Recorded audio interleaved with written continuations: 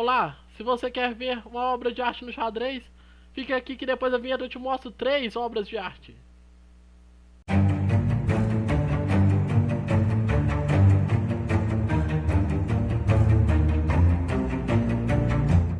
Olá a todos, nós vamos seguir com a nossa playlist das 110 jogadas mais fantásticas da história do xadrez. Agora nós estamos na nossa jogada fantástica número 80, com as brancas o grande mestre Mark Taimanov e com as negras o grande mestre Bent Larsen. Os dois que infelizmente ficaram famosos por perder o match para Bob Fischer, ambos por 6-0. Mas nem por isso eles deixaram de ser grandes jogadores. Nós estamos aqui no ano de 1970, então foi antes da tragédia que aconteceu com os dois, no ano de 1971. Os dois eram muito respeitados nessa época, então aqui nessa posição, Mark Taimanov havia sacrificado a qualidade, mas ele acredita que tem uma boa perspectiva de ataque, mas nós vamos ver que Bent Larsen vai refutar o ataque dele com uma jogada fantástica. Nessa posição, Bent Larsen então realiza a jogada F6, que ataca o bispo, impede que ele continue atacando as casas negras ao redor do rei negro. Mas as brancas então realizam a jogada cavalo E4, sacrifica o bispo, mas segue com a ideia de dama G3, depois tomar o peão de E5 com cheque. A ideia dele parece ser muito interessante, mas nós vamos ver que Bent Larsen vai refutar essa ideia. Aqui Bent Larsen toma o bispo, joga F por E5, e contra a dama G3 cheque, ele vai realizar a nossa jogada fantástica número 80. O que jogar com as peças negras nesta posição? Espero que todos tenham pausado o vídeo. Nessa posição, Bent Larsen vai realizar a nossa jogada fantástica número 80. E com certeza uma jogada que ele já tinha visto quando tomou o bispo em E5. Senão, nessa posição ele estaria em graves problemas. Mas aqui ele joga o lance simplesmente bispo G4. Nossa jogada fantástica número 80. A ideia desse sacrifício de bispo é fazer com que a dama não tome mais o peão de E5 com cheque. Porque caso se acontecesse RH8, dama por E5 seria cheque. E poderia seguir com ataque. Mas bispo G4 nós vamos ver que acaba com as perspectivas de ataque branco. Aqui então as brancas jogam dama por G4, cheque. Rei H8. E agora nós vemos a diferença. Agora não tem mais dama por E5 com cheque. E agora nós vamos ver que quem vai atacar agora são as negras. Tá, as brancas agora não tem muito remédio, a não ser tirar o cavalo que está atacado. Joga então cavalo G5. Dama D2 e agora quem ataca são as peças negras. Agora o Bent Larsen ataca a torre de C1 e ataca também o peão de F2. Então o Mark Taimanov aqui joga o lance torre C7 tentando continuar atacando. Mas nós vamos ver que ele não vai ser feliz nessa partida. Dama por F2 cheque então foi jogado. Rei H2. Dama por G2 cheque. Uma bela forma de trocar as damas e acabar de vez com o ataque branco. Dama por G2. H por G2. D por E5. Torre de AC8, propondo troca das torres. Torre por B7. Torre C2. Cavalo F7 cheque. Rei G7. E6, avançando pelo passado, tentando ainda alguma coisa nessa partida. Rei F6. E7. E nessa posição, Bent Larsen vai arrematar a partida com o lance G1 dama cheque. Rei por G1. Torre G8 cheque e agora o cavalo de F7 também vai cair. Taimanov abandona porque vai perder o cavalo de F7. Agora nós vamos ver a nossa jogada fantástica número 79. Nós vamos prestar ver o que eu considero a partida mais fantástica da história do xadrez. Inclusive na vinheta do canal nós temos a posição dessa partida. Então deixe nos comentários se você descobrir qual das posições da vinheta é a posição que corresponde a essa partida. Com as brancas nós temos o jogador Donald Byrne, jogador fortíssimo dos Estados Unidos, e com as negras Robert James Fischer. A partida que deixou o Bob Fischer famoso. O contexto dessa partida é que ele tem apenas 13 anos de idade e ele vai jogar o que o jornalista chamou de a partida do século XX. Nada mal para um jogador de 13 anos jogar a partida do século XX, não é mesmo? Donald Byrne começa a partida com o cavalo F3, Fischer responde com o cavalo F6, C4, G6, cavalo C3, bispo G7, D4 ocupando o centro, Fischer joga então roque, bispo F4, Fischer responde com D5. Nós temos então a defesa Grunfeld, uma das defesas mais respeitadas da história do xadrez contra o peão dama. Mas uma abertura muito difícil de ser jogada, mas que nós vamos ver que nas mãos certas ela pode fazer um estrago. Então aqui as brancas respondem com o lance dama B3, D por C4, dama toma C4, C6, E4 foi jogado ocupando o centro, cavalo de BD7, torre D1, cavalo B6, dama C5 foi jogado. Aqui Fischer joga o lance bispo G4. E nessa posição o Donald Byrne vai realizar uma jogada pela qual eu tenho certeza que ele deve ter se arrependido pelo resto da vida. Uma jogada que vai fazer com que ele seja imortalizado por um garoto de 13 anos. Aqui ele joga o lance bispo G5. Aqui o mais recomendado seria jogar bispo E2 para que ele pudesse rocar imediatamente. E aqui Fischer vai começar a sua combinação fantástica. Vai começar a partida do século. Nessa posição Fischer então realiza a primeira jogada muito forte dessa partida. Ele joga o lance cavalo A4. Essa jogada é uma jogada muito forte por parte de Bob Fischer. E nós não podemos esquecer, nós estamos falando de um garoto de 13 anos de idade. A ideia de cavalo A4 é desviar o cavalo que está defendendo o peão de E4, para que ele possa tomar o peão de E4 destruindo o centro das brancas. E nós vamos ver que se cavalo por A4, seguiria cavalo toma E4, que atacaria a dama e atacaria o bispo de G5. E nessa posição, uma possível variante poderia ser dama C1, que defenderia o bispo, mas seguiria dama A5 cheque, aqui ataca o cavalo, cavalo C3, bispo toma F3, G por F3, cavalo toma G5, e as negras se encontram muito melhores nessa posição. Uma outra variante poderia ser, após cavalo tomar A4, cavalo toma E4, seria, por exemplo, jogar o lance dama por E7. Mas nesse caso seguiria cavalo por G5, dama por D8 poderia ser jogado, torre de A por D8, cavalo toma G5, torre de F E8 cheque, rei D2, torre por D4 cheque, bispo D3, bispo toma D1, torre toma D1 e torre por A4.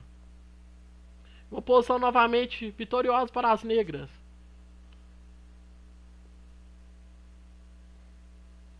Então após cavalo A4, as brancas não tomaram o cavalo porque ficaram em uma posição muito difícil e jogaram o lance dama A3. Fischer agora continua com seus golpes. Cavalo toma C3, eliminando o cavalo que está defendendo o peão de E4. B toma C3 foi jogado. Cavalo toma E4, continuando o plano negro que era destruir o centro das brancas. Bispo toma E7. Aqui Fischer joga o lance dama B6. E nós vamos ver que as brancas também não podem tomar a torre. Uma possível continuação se tomasse a torre seria bispo toma F8. Bispo toma F8 atacaria a dama. Uma possível continuação poderia ser dama B3 tentando trocar as damas. Cavalo toma C3. Não pode tomar o cavalo porque bispo B4 cravaria a dama e ganhando a partida no ato. Encontra a dama por B6, A por B6. Torre A1 para defender o peão de A2. Bispo B4 e a posição branca seria perdedora novamente.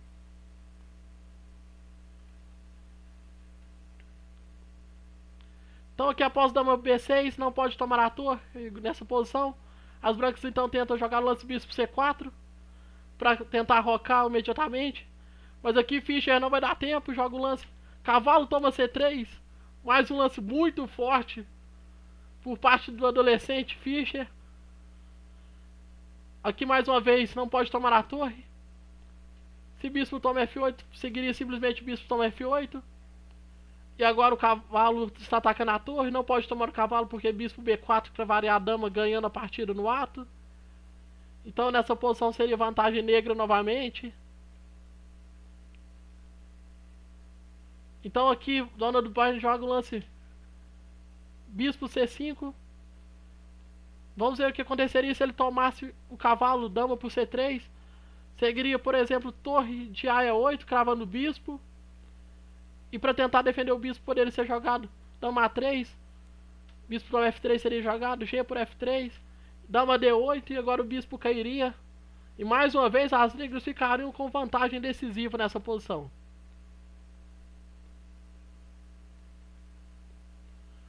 Nós estamos vendo que nada funciona para as brancas. Então aqui Donald Byrne tenta o lance bispo C5 que ataca a dama. E aqui Fischer vai continuar com sua partida imortal. Ele joga o lance torre de F8 cheque. E contra rei F1. Aqui ele vai realizar a nossa jogada fantástica número 79. O que Fischer jogou nessa posição aos 13 anos de idade. Espero que todos tenham pausado o vídeo. Para aqueles que não conhecem essa partida, que com certeza é uma das partidas mais famosas da história do xadrez. Essa posição Fischer realiza na jogada fantástica número 79. Bispo E6. O lance do século. Por causa deste lance, essa partida se tornou a partida do século XX. Inclusive é essa posição que está na nossa vinheta. Agora eu desafio vocês a encontrar essa posição na vinheta. Deixe nos comentários qual das posições ali na vinheta que corresponde ao lance bispo E6. Nós vamos ver que esse lance é um lance realmente fantástico. Está sacrificando a dama, está oferecendo troca de bispos, o cavalo C3 está caindo. Nós vamos ver que nada funciona mais uma vez para as brancas. Uma possível continuação poderia ser bispo toma E6. Se bispo toma E6, as negras dariam um mate forçado nessa posição, jogando o lance dama B5 cheque, bispo C4 para postergar o checkmate com mais uma jogada. Então dama por C4 cheque, rei G1, cavalo E2 cheque, rei F1, cavalo G3 cheque duplo, rei G1, dama F1 cheque. E contra torre por F1, cavalo E2 seria checkmate. Então nós vemos que não pode tomar o bispo em E6. Uma outra tentativa poderia ser tomar o cavalo em C3. Mas se dama toma C3, seguiria simplesmente dama toma C5. E se D toma C5, bispo toma C3. E vantagem decisiva para as negras mais uma vez. Então aqui Donald Byrne não tem muito o que fazer. Ele toma então a dama negra de Fischer, bispo por B6. E nós vamos ver que as peças negras vão capturar praticamente todas as peças brancas agora nessa posição. Bispo toma C4 foi jogado, rei G1, cavalo E2 cheque, rei F1, cavalo por D4 cheque. Essa posição nós conhecemos como moinho, porque as negras vão e voltam com o cavalo, dando cheques. E graças a isso vão ganhando tempos para atacar as peças brancas. Então aqui rei G1 não tem outra jogada. Rei G1, cavalo E2 cheque, rei F1, cavalo C3 cheque, rei G1, A por B6, que ataca a dama com a torre de A8. Dama B4 atacando o bispo, C4 e o cavalo de C3. Torre A4, que defende o bispo e ataca a dama ao mesmo tempo. Dama por B6 foi jogado. Cavalo toma D1. H3, torre por A2, rei H2 foi jogado, cavalo toma F2, torre E1 propondo troca de torres, torre por E1, dama D8 cheque, bispo F8, cavalo toma E1. E nessa posição, após todas as complicações táticas, nós podemos ver que Fischer tem uma torre, 2 bispos e 3 peões pela dama. Então é uma vantagem mais que suficiente para a vitória. Já tem vantagem decisiva nessa posição. Aqui então foi jogado o lance bispo D5, cavalo F3, cavalo E4, dama B8 atacando o peão de B. Então avança B5, H4. Nós podemos ver que todas as peças negras estão bem defendidas. Uma posição completamente harmônica. E as peças brancas não têm o que fazer. Vantagem decisiva, material e posicional das pretas. Então aqui Fischer logo lance H5, cavalo E5 foi jogado, rei G7, que ameaça o bispo D6, rei G1 então para tirar essa ameaça de bispo D6, bispo C5 cheque, rei F1, e nessa posição Fischer vai dar checkmate. Tem uma posição de checkmate forçado agora para as negras. Cavalo G3 foi jogado, rei E1, bispo B4 cheque, rei D1, Bispo B3 cheque, rei C1, cavalo E2 cheque, rei B1, cavalo C3 cheque, rei C1, torre C2 cheque mate. A partida do século jogada por um adolescente de 13 anos de idade. A partida que fez com que Bob Fischer entrasse para a história do xadrez. E para terminarmos o nosso vídeo, vamos com a nossa jogada fantástica número 78. Nós vimos a imortal de Bob Fischer e agora nós vamos ver a imortal de Arthur Yusupov, um dos treinadores mais respeitados do xadrez. Com as brancas, Vassili Ivanchuk, um jogador genial. Com as negras, Arthur Yusupov. Essa partida corresponde ao torneio de candidatos do ano de 1991. Eles já estão nas partidas de desempate. Então as partidas agora a ritmo rápido. E nessa posição Arthur Yusupov está tentando atacar na ala do rei. E Vassili Ivanchuk está tentando parar o ataque e atacar na ala da dama. Uma posição que vem de uma defesa do rei, onde as negras realizaram a jogada E3, que faz com que o tabuleiro seja dividido em duas partes. Agora nós temos tudo muito bem definido, as brancas de um lado do tabuleiro, as negras de um outro lado. E nessa posição, Arthur Yusupov joga o lance dama H5 para tentar atacar na ala do rei. Vassili Ivanchuk aqui joga o lance H4. E aqui Arthur Yusupov começa a sua partida imortal. Sacrifica uma peça, cavalo por H4. A ideia é continuar atacando mesmo à custa de material. Dia por H4 foi jogado, dama por H4. Isso sacrifica mais material ainda, porque agora as brancas podem jogar o lance cavalo D, E7 cheque, que é um cheque duplo, que ataca o bispo de F5. E contra rei H8, cavalo toma F5. Agora nós vemos que as brancas têm duas peças a mais, mas o ataque de Arthur Yusupov é muito forte.